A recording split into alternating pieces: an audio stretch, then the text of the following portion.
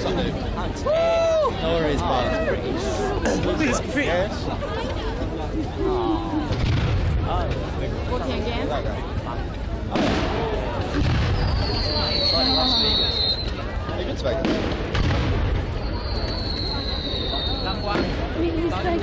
Vegas. And the clothes are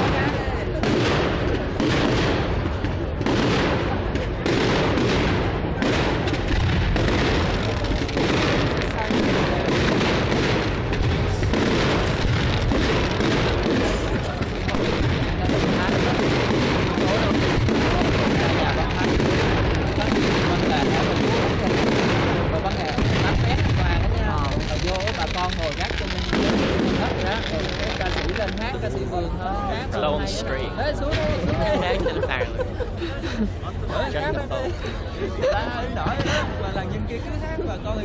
one's so shiny. Hai nhân viên cái hạt rơi xuống cái tường 50 bạc mình nhẹ.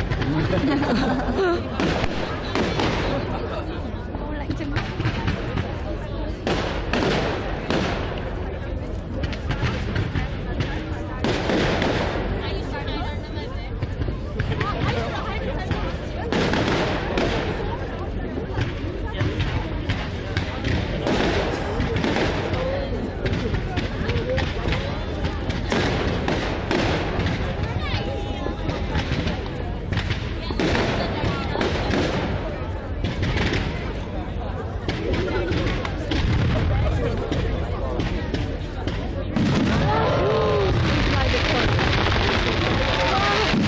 Ôi đẹp thế.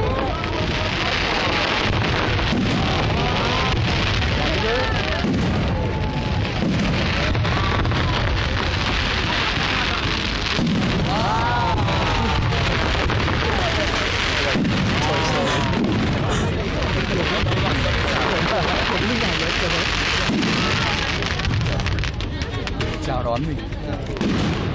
Không nghịch đâu.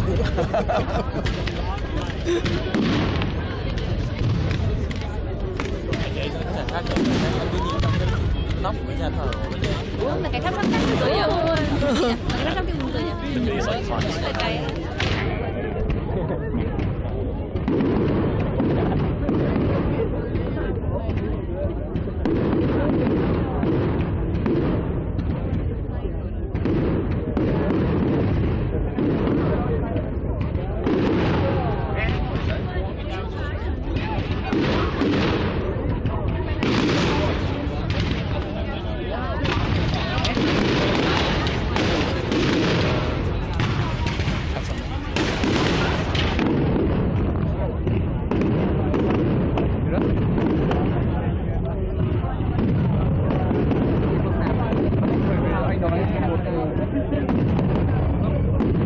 anh nói